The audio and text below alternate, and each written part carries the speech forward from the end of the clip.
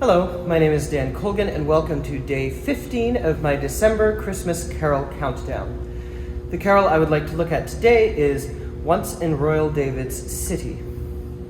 The text of this carol was written by Cecil Francis Alexander, who lived from 1818 to 1895.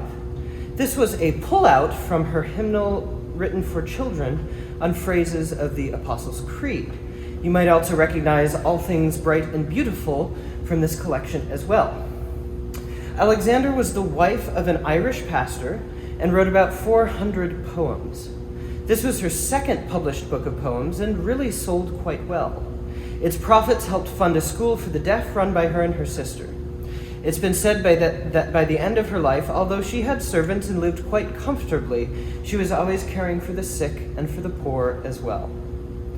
Now, the text of this carol creates a few difficulties. Originally, it was 6 stanzas or 6 verses, and we have 4 printed in our hymnals.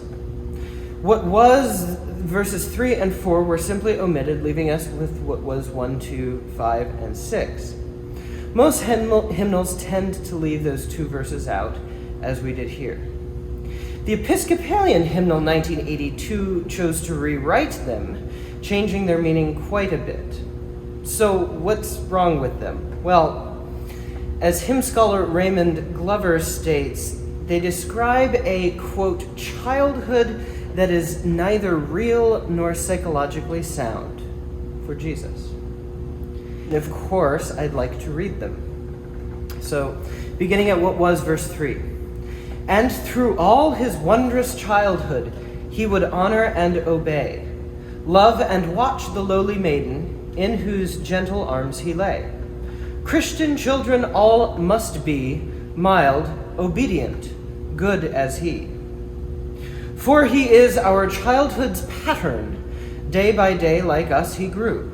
He was little, weak, and helpless. Tears and smiles like us he knew. And he feeleth for our sadness, and he shareth in our gladness.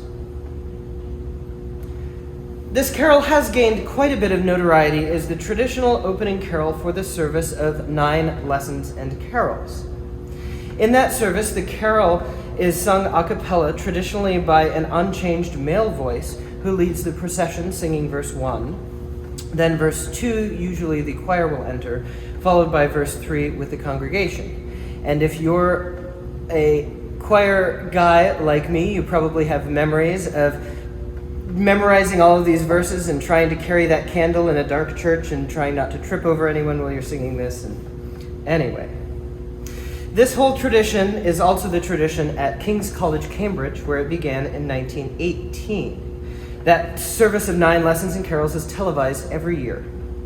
There, the director will not announce which one of the singers will be the soloist until right before the broadcast each year.